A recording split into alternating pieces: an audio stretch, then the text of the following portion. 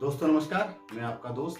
जैसे कि मैंने आपको बताया था, एक क्यूमार मशीन पर मैं कंप्लीट एक सीरीज लेकर आ रहा हूँ वीडियो की, जिसमें आज हम पहली वीडियो हमने डाल रहे हैं। तो आज हम बात करते हैं सबसे पहले क्वांटम मैग्नेटिक रेजोनेंस एनालाइजर है क्या।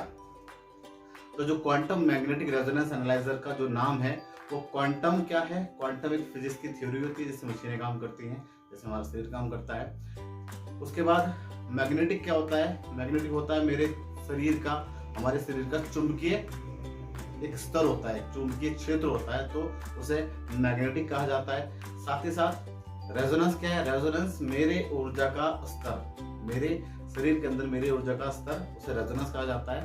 और एनालाइजर होता है कि किसी चीज को एनालाइज करा, अवलोकन करना। तो कंप्लीट अगर हम इस मशीन के डेफिनेशन को समझें नाम के हिसाब से, तो एक ऐसी मशीन है जो हमारे बॉडी को हमारे ऊर्जा और हमारे चुंबकीय स्तर से अवलोकन करती है, और लगभग ये 30 रिपोर्ट बना के देती है हमें, हमारे सारे ऑर्गन्स कैसे कैसे काम कर रहे हैं। तो ये जो मशीन है, ये सबसे पहले इसमें जो आता है वो आता है हार्ट की रिपोर्ट। हार्ट की रिपोर्ट इसमें सबसे पहले हमारे पास आती है। तो क्या क्या उसमें हार्ट की रिपोर्ट में आती है, तो सबसे पहले हमारे पास हार्ट की रिपोर्ट में आता है, इसमें हमारे पास ब्लड विस्कोसिटी। ब्लड विस्कोसिटी क्या होती है माय डियर फ्रेंड। तो सबसे पहले आपको हार्ट का ब्लड में फंक्शन समझाऊं मशीन के अकॉर्डिंग। मैं थोड़ा सा बेसिक आपको हार्ट का फंक्शन समझाता हूं कि हार्ट हमारे बॉडी के अंदर काम क्या करता है। हार्ट आपको पता है, हार्ट हमारी बॉडी के अंदर खून को ले जाने और लाने का काम करता है। एक बेसिकली एक पंप है जो हमारे खून को पूरे शरीर के अंदर भेजता है और लाता है और ले जाता है। हार्ट के पास हमारे अलग अलग चैम्बर होते हैं, वॉल होते हैं, वो अलग अलग चीजें होती हैं। हमारे हार्ट पे दो चीजें होती हैं, धमनी और सिरा। इसे हम क्या बोलते हैं, आर्टरी और वेन्स। आपने सुना होगा। तो जो आर्टरीज क्या होती हैं, आपको ये बेसिक थोड़ा समझ लेना चाहिए कि कैसे हार्ट काम करता है। और हार्ट में जो प्रॉब्लम आज के दिन में कॉमन प्रॉब्लम है, ब्लड प्रेशर की प्रॉब्लम, बीपी की प्रॉब्लम है। तो बीपी क्या होता है, तो हार्ट हमारे ब्लड को भेजता है हमारे लंग्स, हमारे फेफड़ों के पास, और फेफड़े उस ब्लड में क्या करते हैं, ऑक्सीजन को मिला देते हैं। और जब ऑक्सीजन को मिलाने के बाद शरीर जाता है पूरे शरीर में, तो वो आर्टरीज के माध्यम से जाता है। आर्टरी के माध्यम से पूरे बॉडी के अंदर हमारे पास खून जाता है, और वापसी जो आता है, ये जो खून जाता है इसको शुद्ध खून भी कहते हैं हम, या फ्रेश ब्लड भी कहते हैं, क्योंकि फ्रेश ब्लड में ऑक्सीजन मिली हुई होती है। और जो ब्लड को हार्ट तक लेकर आती है वो जिन्हें हम हिंदी में बोलते हैं, और उन्हें इंग्लिश में बोला जाता है वेन्स। ठीक है।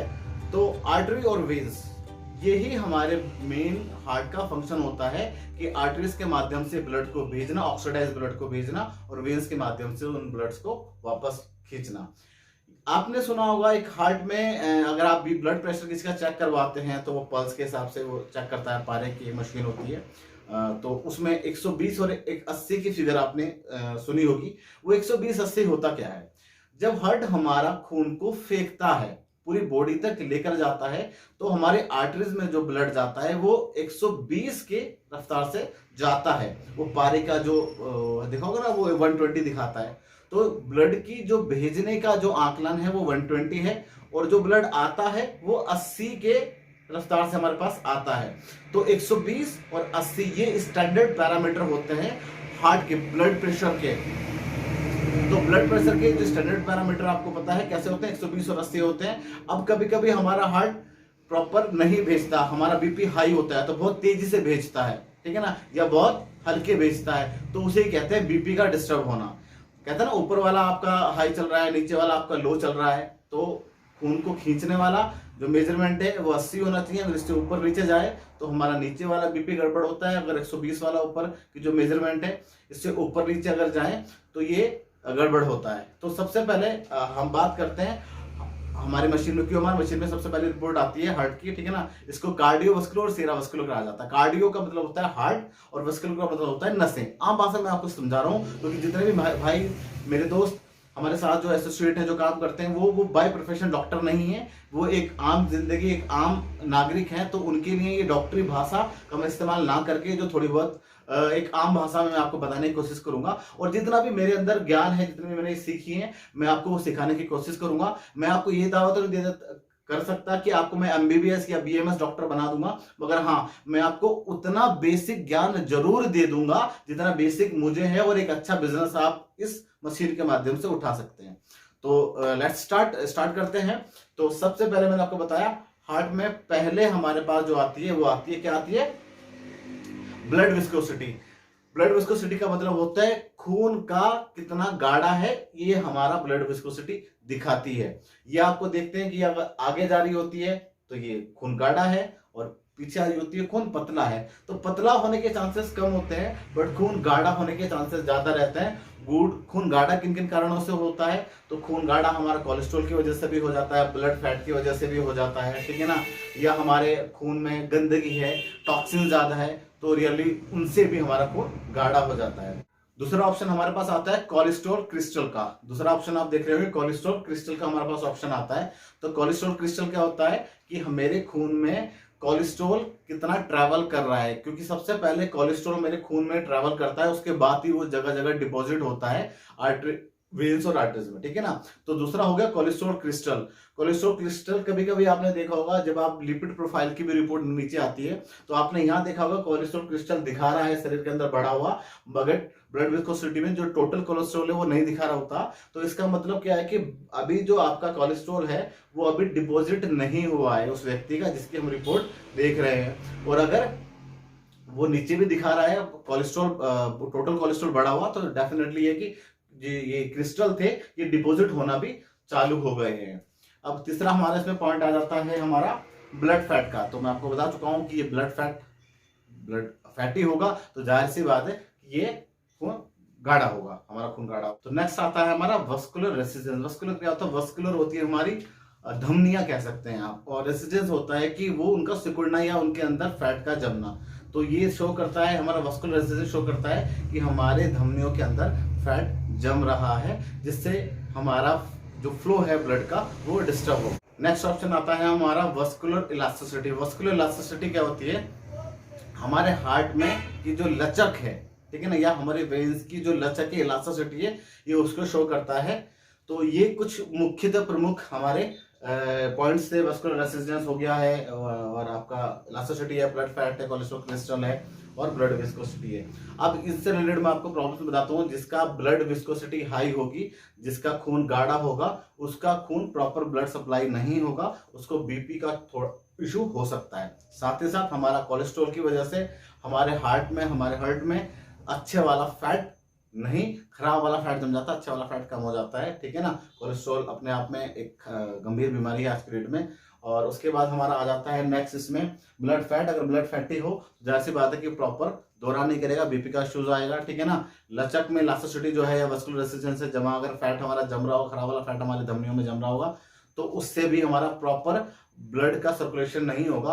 ओवरऑल इन रिपोर्ट से आपको ये देखा जा सकता है कि हमारा प्रॉपर जो ब्लड है वो सर्कुलेशन में नहीं है। एक तो बीपी का इशू आ सकता है, इसके साथ साथ हमारा इशू आ सकता है कि जब भी जिस हिस्से में ब्लड की सप्लाई थोड़ा डिस्टर्ब होगी, या तो वो हिस्सा क्या करेगा, दर्द करेगा, या वो हिस्सा सुन होगा। जैसे सोना बोलते हैं, हम हाथ पैर सो जाते हैं, जैसे किसी एक पोस्चर में हम हाथ रखकर सो गए, पैर रखकर सो गए, वो सुन हो जाता है, सो जाता है, उसके बाद वो चींटी से काटने लगती है उसमें। तो ये सब सिम्टम, ये एक तरह से ये एक आप देख सकते हो कि ये सब आप बोल सकते हो कि आपने जब रिपोर्ट यहाँ देखी है तो आप बोल सकते हो कि आपके हाथ पैर सोते होंगे, या आपके हाथ पैरों में खून की प्रॉपर सप्लाई नहीं है, या आपको बीपी का इशू है। तो आपने जो भी चीजें बतानी है वो संभावित बतानी है, एग्जैक्टली आपने नहीं बतानी है कि दावा करके आपको नहीं बतानी है। एक आपने संभावना बतानी है कि हो सकता है आपको ये प्रॉब्लम ये है, ये मशीन हमारा ये प्रॉब्लम्स बता रही है। तो ये मोटा मोटा मैंने आपको हार्ट की रिपोर्ट, पहला जो हमारा कार्डियो और सेरेब्रोवास्कुलर की रिपोर्ट। तो हमारी सेकंड रिपोर्ट आती है गैस्ट्रोइंटेस्टाइन।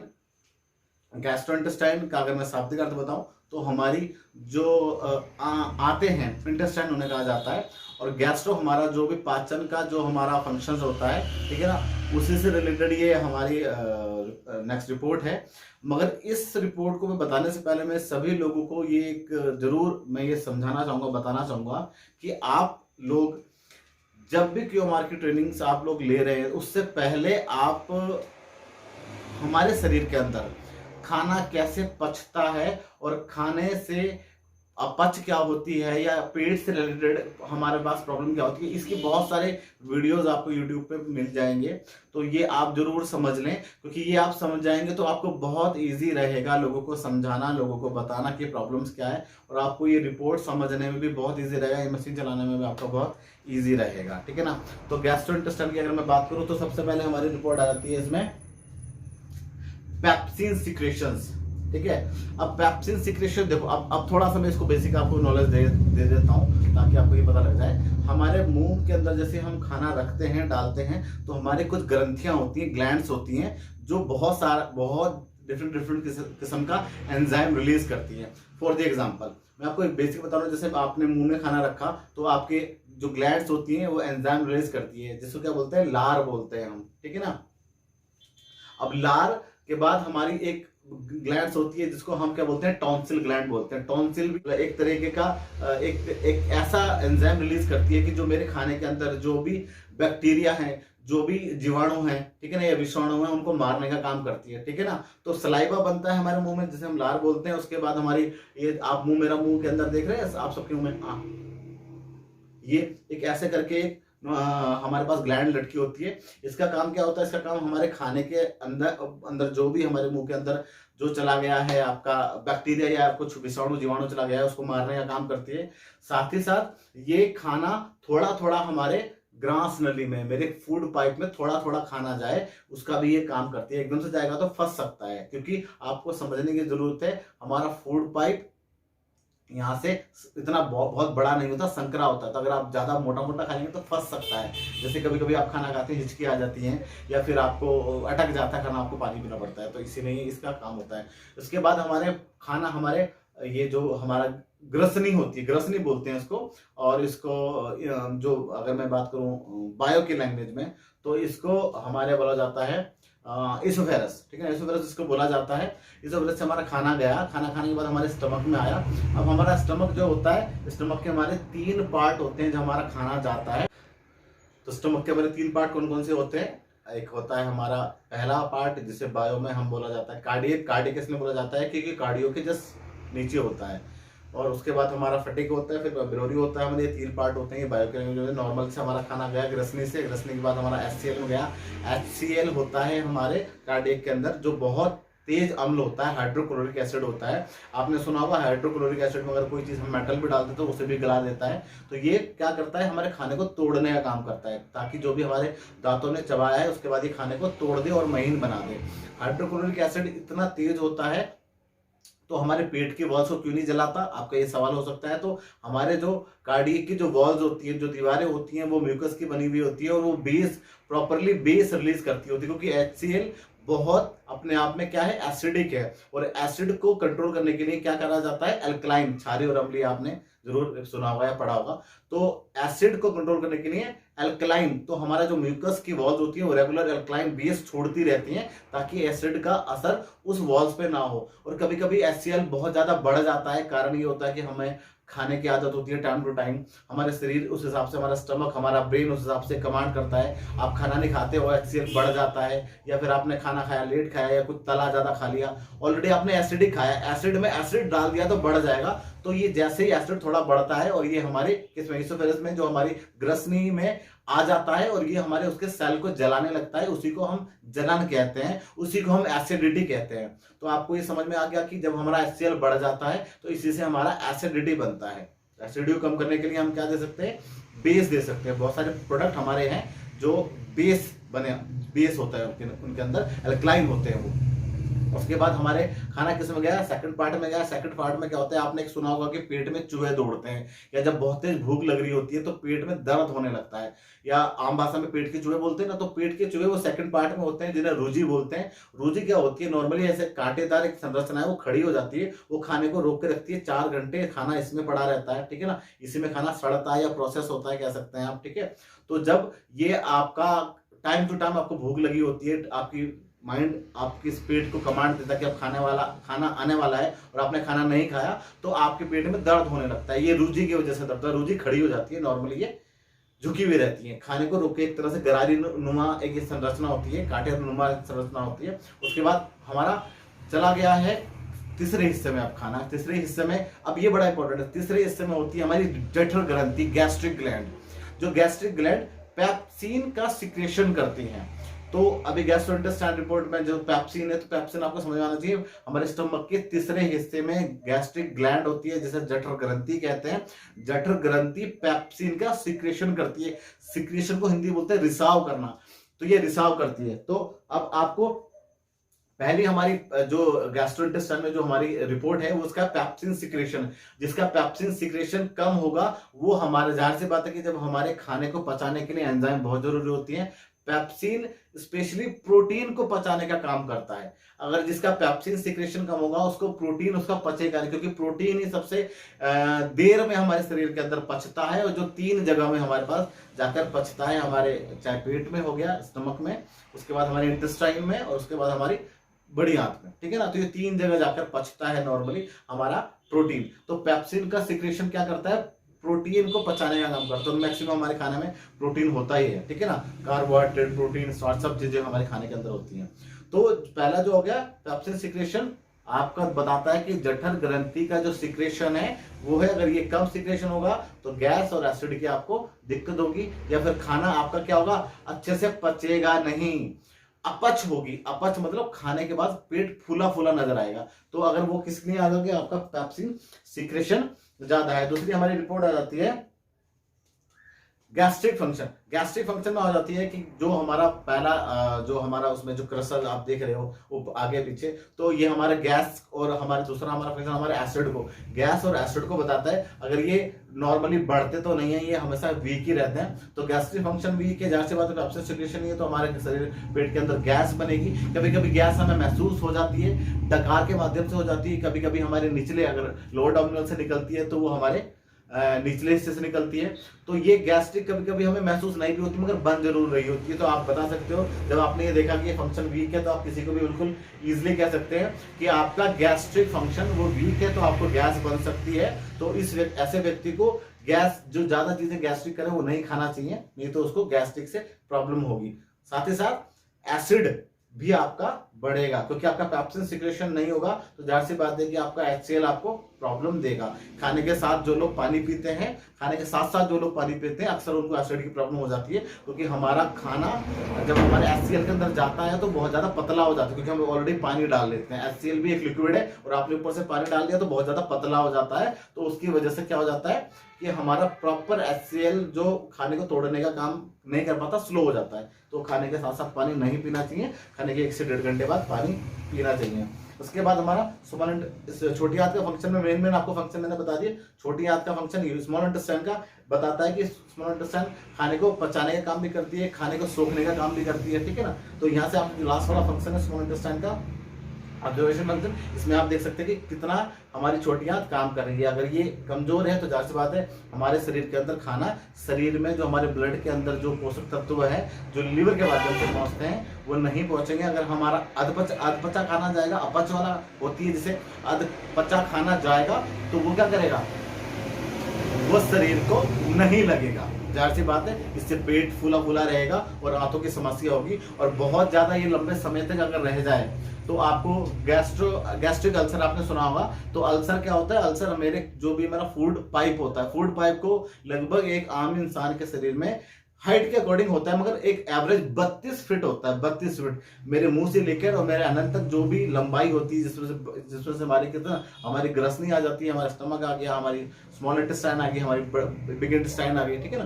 तो ये सारी हमारे लगभग 32 फीट का होता है, ठीक है ना। ये पूरा खाने को पचाने का, खाने का प्रोसेस करने का काम होता है। और सबसे ज्यादा इश्यूज आज की डेट में, क्योंकि हमारी बैड फूड हैबिट्स हैं, आज की डेट में हम लोग बहुत ज्यादा एक संतुलित खाना नहीं खाते, संतुलित भोजन नहीं करते, तो ये प्रॉब्लम्स एक कॉमन सी है जो आपको पेशेंट मिलेंगे, वो मैक्सिमम आपको पेट से रिलेटेड प्रॉब्लम्स वाले एक पेशेंट्स आम मिल जाएंगे। तो आपको एक बार मैंने जैसे बताया, अगर आप एक पाचन की वीडियो देख लें कि पाचन हमारे शरीर में कैसे कैसे होता है, तो आपको ये चीजें जो मैंने बताई समझने में बड़ा इजी रहेगा। तो आप YouTube पे बहुत सारी वीडियो पढ़िए, कोई भी आप एक पाचन की वीडियो देख लेंगे कैसा हमारा खाना पचता है, ठीक है। उसके बाद हमारे पास तीसरी जो रिपोर्ट आ जाती है वो बड़ी इंपॉर्टेंट है, क्योंकि मैं यहाँ पे आपको इंपॉर्टेंट ही जो रिपोर्ट्स हैं वो पढ़नी और बताऊंगा कैसे बता सकते हैं आप पेशेंट को अपने कस्टमर को। और वैसे तो बहुत सारी हैं, मगर मेन अगर आपने पढ़ ली जिससे आप रिलेट करवा सकते हैं सामने वाले को कि हाँ आपको ये प्रॉब्लम है, ये प्रॉब्लम है, ये प्रॉब्लम है, उसको बोलना ही ना पड़े, आप उसको बता दें कि आपको ये समस्या है, तो बहुत ज्यादा उसका फेथ जनरेट होता है और वो कनेक्ट होता है, और जब कनेक्ट होता है तो बहुत अच्छे से आप उसे ट्रीट कर पाते हैं। ठीक है, तो नेक्स्ट रिपोर्ट की हम बात करें तो ये है हमारी लीवर फंक्शन की। देखिए वैसे तो अगर लीवर एक हमारा दो कहावतें हैं, दो चीजें कही जाती हैं। लीवर हमारे शरीर का एक दूसरा दिमाग भी कहा जाता है। क्यों कहा जाता है? क्योंकि आपको शायद यकीन नहीं आनेगा, 3,500 से ज्यादा, 3,000 से ज्यादा तकरीबन छोटे छोटे और बड़े बड़े मिलाकर काम लीवर ही करता है। तो इतने सारे काम करता है, इसलिए इसे सेकंड ब्रेन कहा जाता है। दूसरा, ये हमारा ग्लैंड जो होती है, ग्रंथियों में होती है, सबसे बड़ी ग्रंथि कही जाती है, लार्जेस्ट ग्लैंड है हमारी बॉडी की, जिसे हम लीवर कहा जाता है, जिसे हम यकृत कहते हैं हिंदी के अंदर। यकृत क्या होता है? यकृत का लोकेटेड होता है हमारे जस्ट कार्डियक के नीचे, क्या होता है हमारे, सॉरी, हार्ट के नीचे हमारा क्या होता है? स्टमक के तरफ ही हमारे पास होता है। अब लीवर के फंक्शन में आपको समझना पड़ेगा, लीवर पाचन का भी काम करता है। पाचन बेसिकली, लीवर में खाना कभी ट्रैवल नहीं करता। बहुत सारे लोग ये सोचते हैं कि लीवर में से खाना होके जाता है, नहीं, लीवर में से खाना होके नहीं जाता है। हाँ, खाना जब पच जाता है तो एक जो नस होती है, एक नली होती है जो छोटी आंत से कनेक्ट होती है लीवर में, सारे पोषक तत्व वो लीवर को पहुंचाती है और लीवर उसको शरीर में लगाता है। और बेसिकली लीवर काम क्या करता है? लीवर जो बेसिक काम है, लीवर हमारा पाचन का काम करता है। बहुत सारे जो एंजाइम है, लीवर ही उसको सिक्रेशन करता है, जिसमें सबसे इंपॉर्टेंट होता है बाइल्स। तो अगर आप जब लीवर की रिपोर्ट देखते हैं तो सबसे पहले आपका प्रोटीन मेटाबॉलिज्म की रिपोर्ट आती है। प्रोटीन का पचना, प्रोटीन मेटाबॉलिज्म होता है। मैंने जिसको बताया, अगर पेप्सिन किसी का सिक्रेशन कम है तो उसका प्रोटीन पचेगा नहीं, क्योंकि पेप्सिन का बेसिक काम क्या है? प्रोटीन को पचाना। तो प्रोटीन मेटाबॉलिज्म उसका वीक हो सकता है। रिपोर्ट में आप देख सकते हैं प्रोटीन मेटाबॉलिज्म कमजोर हो सकता है, मतलब प्रोटीन का पचना कम हो सकता है। ऐसे व्यक्ति को प्रोटीन से थोड़ा परहेज करना चाहिए। दूसरा आ जाता है हमारा एनर्जी प्रोडक्शन फंक्शन। तो लीवर का काम होता है शरीर के अंदर खाने से एनर्जी बनाना, क्योंकि मेरे शरीर को तो एनर्जी चाहिए, खाने का मतलब थोड़ी है, मगर खाने से ही हमें एनर्जी मिलती है, इसलिए हम खाना खाते हैं। जैसे गाड़ियां फ्यूल से चलती हैं, तो एक तरह से हमारे बॉडी का जो फ्यूल है वो क्या है? खाना है। खाने से मुझे क्या मिलेगी? एनर्जी मिलेगी। और तकरीबन एक दिन में मेरे शरीर को या आपके शरीर को लगभग 2500 किलो कैलोरीज चाहिए होती हैं पूरे दिन भर के लिए। ठीक है, तो वो छोटी मोटी चीजों से, खाने से, चाय कॉफी, सब जगह से हमें कैलोरीज मिलती है और हमारा बॉडी उसको बर्न करता है। और जब कभी कभी आपने देखा होगा शरीर मोटा हो जाता है, तो मोटा होने के केसेस में, जो हम जैसे ओबेसिटी बोलते हैं, ओबेसिटी के केसेस में एक बेसिक मैं आपको बता रहा हूँ कि जो हमारे खाई गई कैलोरी है वो क्या होती है? ज्यादा होती है, और हमारे खर्च की गई कैलोरीज कम होती हैं। तो खाई गई कैलोरीज और खर्च की गई कैलोरीज का जो तालमेल है वो मेटाबॉलिज्म होता है, पहली चीज। दूसरा क्या होता है कि अगर हमारे खाई गई कैलोरीज ज्यादा है और खर्च की गई कैलोरीज कम है, तो हमारा वजन बढ़ेगा, क्योंकि फैट बनेगा। फैट एनर्जी ही होता है, बट वो एक्सेस में बनेगा फैट, तो वो हमारे बाहर और हमारे ऑर्गन्स के अंदर वो डिपॉजिट होगा, जमेगा जाकर। ठीक है ना? तो एनर्जी प्रोडक्शन फंक्शन क्या होता है कि हमारा लिवर एनर्जी बनाता है, क्योंकि मेरे शरीर को एनर्जी चाहिए होती है, कैलोरीज चाहिए होती है, वो एनर्जी के रूप में मिलती है। दूसरा हमारा आ जाता है डिटॉक्सिफिकेशन फंक्शन। लीवर डिटॉक्स, अगर हम बहुत ज्यादा ऐसे पदार्थ खाते हैं जिसके अंदर बहुत सारा, मतलब ऐसा पदार्थ है जो हमें हमारे शरीर को नहीं चाहिए, जिसे हम बेसिकली टॉक्सिन्स कहते हैं, विषैले पदार्थ हम कहते हैं। क्योंकि लीवर का एक बहुत बड़ा काम होता है। अगर कोई भी व्यक्ति जहर खा के अगर कोई व्यक्ति मर जाए, तो सबसे पहले पोस्टमार्टम में उसका लीवर ही देखा जाता है, क्योंकि लीवर के अंदर जहर मिलता है। तो जो हमारे खाने में बहुत सारी चीजें ऐसी होती हैं जो जहर, थोड़ा जहर होता है, वो लीवर सोख लेता है, एक तरीके से वो लीवर अपने अंदर कर लेता है। उसकी वजह से लीवर क्या होता है? लीवर के अंदर टॉक्सिन्स आ जाते हैं। टॉक्सिन का मतलब होता है बहुत सारे उसके अंदर ऐसी चीजें आ जाती है जो लीवर को नहीं चलती है, और उसकी वजह से लीवर का जो फंक्शन होता है वो क्या हो जाता है? वो स्लो हो जाता है। और लीवर का फंक्शन का स्लो होने का मतलब है बहुत सारी बीमारियां, बहुत सारी प्रॉब्लम शरीर को हो सकती है। तो डिटॉक्सिफिकेशन फंक्शन, अगर किसी का क्या है, लीवर डिटॉक्स नहीं हो रहा है, अगर वीक है, तो इसका मतलब उसको डिटॉक्सी देनी भी चाहिए, उसको लीवर को डिटॉक्सी हमें करनी है, तभी उसका जो लीवर का फंक्शन है प्रॉपर होगा। उसके बाद बाइल सिक्रेशंस, जैसे कि मैंने बताया, बहुत सारा एंजाइम लीवर सीक्रेट करता है, जिसमें एक बहुत इंपॉर्टेंट एंजाइम होता है बाइल्स। अब बाइल्स का काम क्या है? अब ये एक इंपॉर्टेंट चीज होती है। अभी जैसे कि मैंने आपको बताया था कि हमारा खाना जब कहाँ जाता है, सबसे पहले हमारा स्टमक में जाता है, कार्डियक में जाता है, तो वहां पर क्या है? HCl। HCl में जाने के बाद सारे का सारा खाना क्या हो गया है? सारे का सारा खाना हो गया है एसिडिक हो गया है। है ना।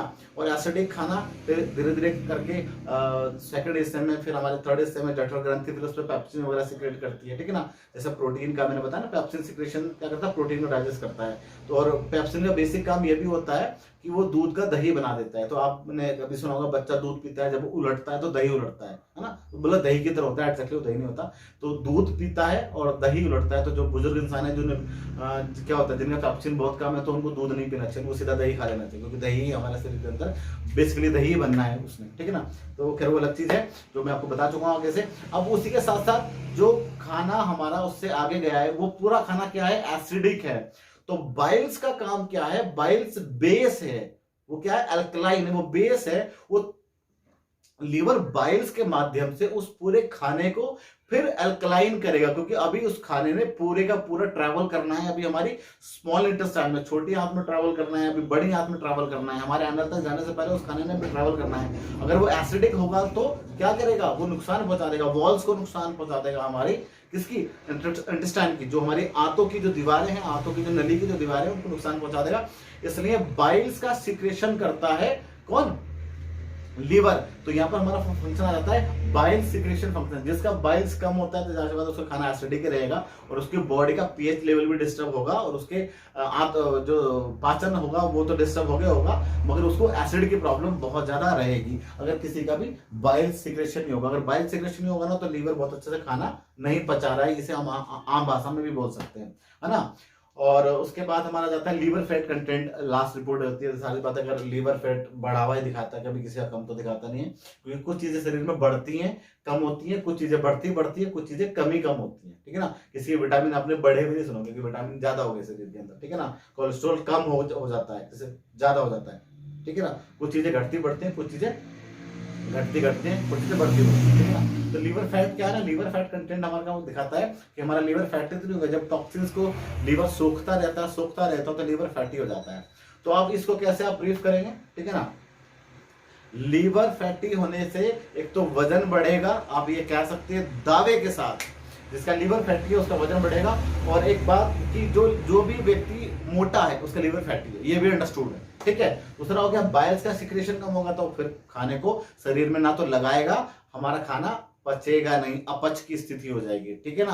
अपच की स्थिति में क्या होता है कि कभी कभी हमारा खाना अधपचा जब हमारे बड़ी आंत में जाता है, तो बड़ी आंत में जाने के बाद वो खाना वहां पर पचा हुआ तो है नहीं, तो वो कहा जाता है हमारा जो लास्ट वाला जो हिस्सा होता है, बड़ी आंत का जो लास्ट वाला हिस्सा होता है, ठीक है ना, एनल, जिसे हम जहां जो हम पोटी के रास्ते वो निकल जाना है खाना, तो वो अधपचा खाना वहां पड़ा रहता है, वो सड़ता है, और सड़ने की वजह से कब्ज होती है।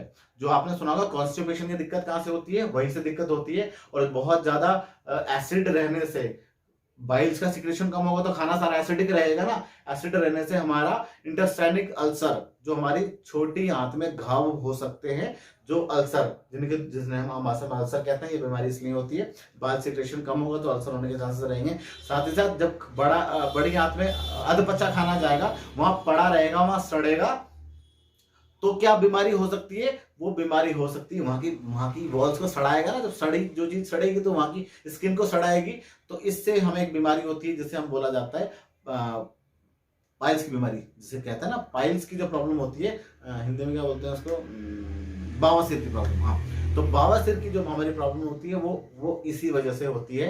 तो आप अंडरस्टैंड कर लें, इसी के साथ मैंने आपको बता दिया कि बवासीर कैसे होती है। तो आप समझा सकते हैं, जो पेशेंट आपके पास आया कि उनको बवासीर है, तो आप बता सकते हैं कि आपका खाना पच नहीं रहा है और बहुत ज्यादा एसिडिक हो रहा है, बाइल सिक्रेशन नहीं हो रहा है। तो हमें क्या करना है, उनके पाचन को ठीक करना है, उनके एसिड लेवल को कम करना है, और उनके जो घाव है उनके लगाने के लिए जो क्रीम वगैरह हमारे पास अवेलेबल है वो दे सकते हैं। बट बेसिकली आपने पाइल्स वाले पेशेंट का क्या करना है, पाचन ठीक करना है, एसिड लेवल कम करना है उसके शरीर का, ठीक है। तो अब हम जाते हैं अपने नेक्स्ट फंक्शन पे, जो लीवर के बाद सबसे इंपॉर्टेंट जो फंक्शन है हमारा। तो नेक्स्ट रिपोर्ट आती है हमारी किडनी फंक्शन की। किडनी फंक्शन बड़ा इंपॉर्टेंट फंक्शन है हमारी बॉडी के अंदर, जिसे हम आम भाषा में गुर्दे भी बोलते हैं। ये दो होते हैं हमारे बॉडी के अंदर, और ये उत्सर्जन तंत्र का हिस्सा होते हैं, है ना, जो हमारे शरीर से चीज़ों को बाहर निकालने का काम करते हैं। तो इन्हें हमें किडनी बोला जाता है। तो किडनी की जो फंक्शन रिपोर्ट आती है वो कुछ में मेजरमेंट आती है, कुछ मशीनों में नेगेटिव और पॉजिटिव का ही खाली आता है। तो मैं इसको नॉर्मली आपको बताता हूँ। तो सबसे पहले हमारा जो किडनी फंक्शन रिपोर्ट आती है वो आती है हमारी यूरिया प्रोटीन।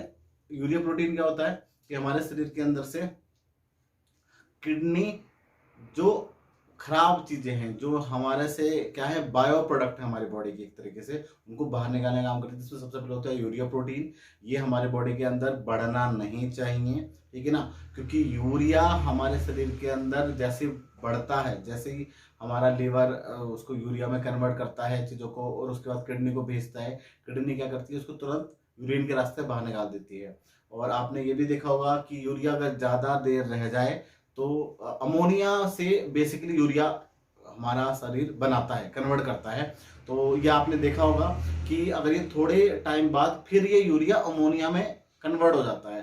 तो इसका मैं एग्जांपल आपको देता हूँ। जैसे हम कहीं भी बाथरूम करते हैं, पेशाब करते हैं, तो तुरंत हमें इतनी स्मेल नहीं आती, मगर कुछ टाइम बाद वहाँ बहुत ज़्यादा स्मेल आती है, क्योंकि कुछ टाइम बाद वो जो हमारा यूरिया हमारे शरीर से निकला है वो अमोनिया में कन्वर्ट हो जाएगा।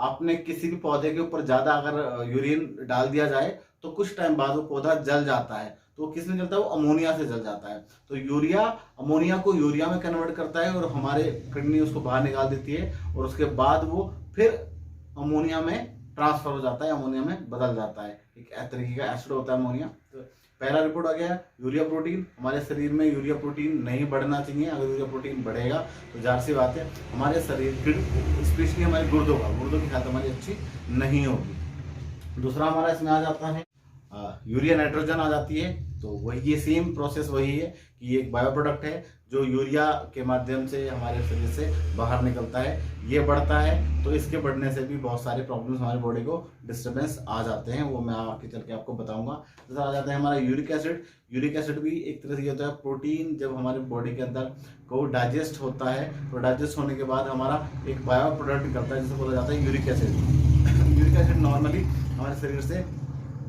में स्थिर रहना चाहिए।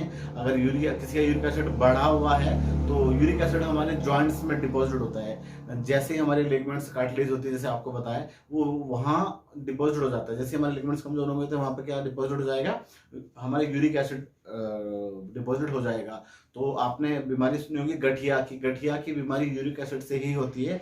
यूरिक एसिड के बहुत ज़्यादा बढ़ने से हमारे शरीर के अंदर गठिया की प्रॉब्लम होती है। अगर किसी का यूरिक एसिड बढ़ा हुआ है तो आप उसको कैसे समझा सकते हैं, यूरिक एसिड के बढ़ने से एडी में या फिर पिंडली बोलते हैं, जो हमारे घुटने से निचला हिस्सा होता है पैर के पीछे वाला, उसको पिंडली बोलते हैं। पिंडली में दर्द होता है या एडी में दर्द होता है या पैरों में बहुत ज़्यादा आग या जलन भी मैं कभी कभी महसूस होती है, तो ये सिम्टम होता है यूरिक एसिड के बढ़ने से। जिसका यूरिक एसिड बढ़ा हुआ है आप उसे बता सकते हैं कि आपके पैरों में, आपके एडी में या आपके पिंडलियों में दर्द होता होगा।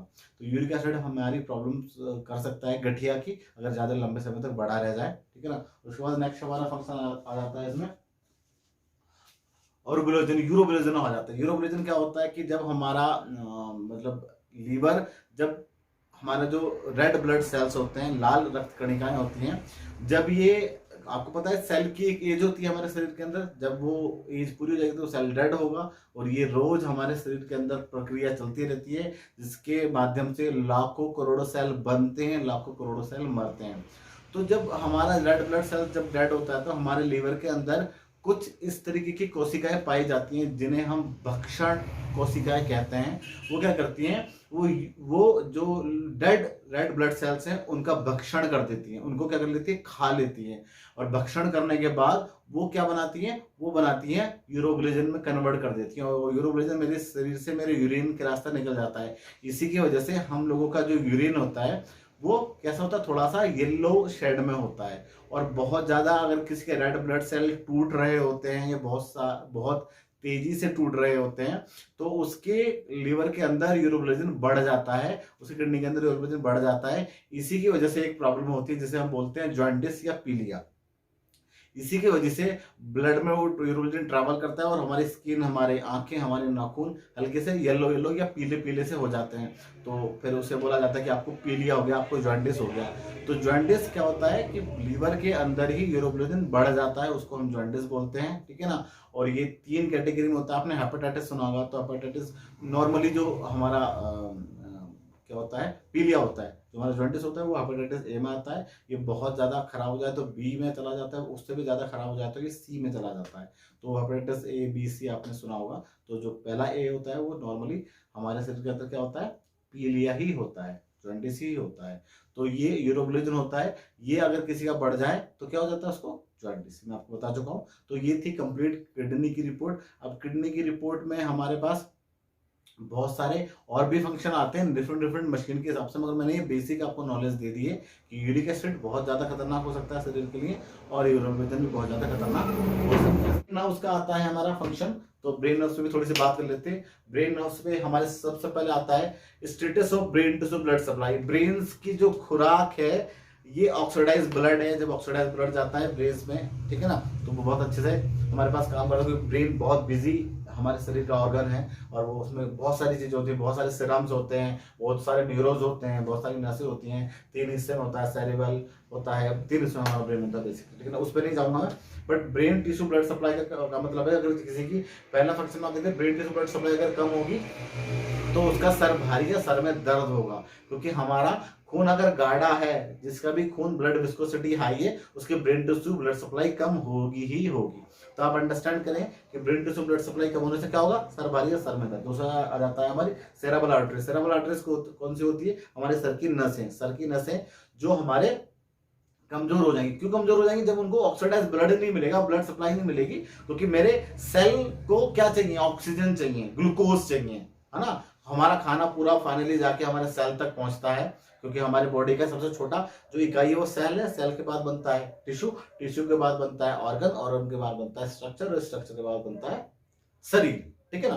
तो बेसिक जो हमारे शरीर की इकाई है वो सेल है। तो सेल को क्या चाहिए, ऑक्सीजन चाहिए और ग्लूकोज चाहिए, जो खाने के माध्यम से हमें ग्लूकोज में कन्वर्ट होता है हमारा खाना। फाइनली बहुत ज्यादा पूरे पाचन के दौरान कुछ चीजें होने के बाद ये ग्लूकोज में कन्वर्ट हो जाता है। तो आपने देखा होगा जब कभी कभी पेशेंट्स को हॉस्पिटल में एडमिट किया जाता है तो डायरेक्ट उसको ग्लूकोज ही लगा दिया जाता है। देखा ना आपने, ग्लूकोज टंगा हुआ, तो डायरेक्ट ग्लूकोज इसलिए लगाया जाता है क्योंकि मेरे जो सेल है, सेल का की जो खुराक है वो ग्लूकोज ही है। तो डायरेक्ट वो सारा प्रोसेस कट करके और सीधा ग्लूकोज ही दे दिया जाता है।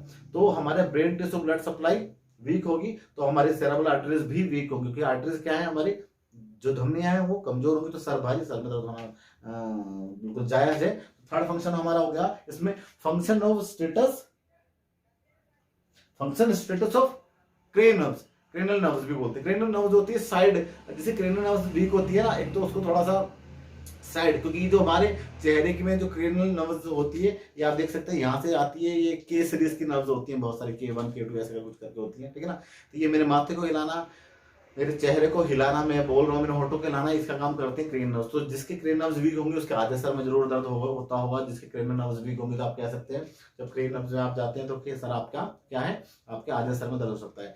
जिनको बाल फैल्सी या फेस पैरालाइज आपने देखा होगा, तो क्रेनियल नर्व्स डेड हो जाती हैं, ब्लॉक हो जाती हैं या कमजोर हो जाती है, उन्हीं को बाल फैल्सी होती है। फेस पैरालाइज उन्हीं लोगों को होता है, मुंह टेढ़ा हो जाता है, वो बोल नहीं पाते, उनकी सेंस खत्म हो जाता है, मतलब वो पता नहीं लगता मुझे क्या करना है, और फिर उनको खाने में बड़ी दिक्कतें होती हैं उस केसेस में, ठीक है ना।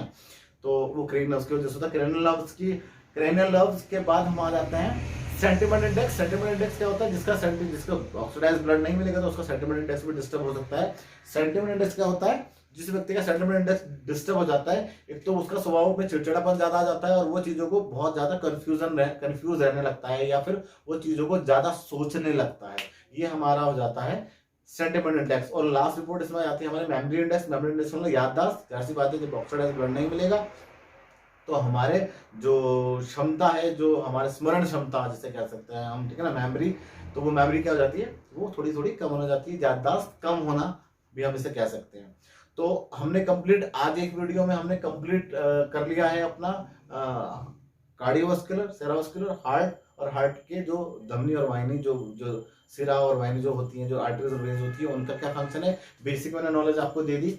उसके बाद हमने बात करी थी गैस्ट्रोइंटेस्टाइन, हमारा पेट का फंक्शन पे, ठीक है ना, वो मैंने आपको बेसिक बता दिया कैसे कैसे चीजें क्या क्या होती हैं। उसके बाद मैंने आपको बता दिया लीवर फंक्शन, मैंने आपको बता दिया बेसिक लीवर का क्या काम होता है, ठीक है ना। और उसके बाद अब मैंने बता दिया आपको ब्रेन नर्व्स। तो अब जो नेक्स्ट वीडियो में बाकी मैं 2-3 रिपोर्ट्स का डिस्कस करूंगा। तो आज के लिए धन्यवाद। जय जय।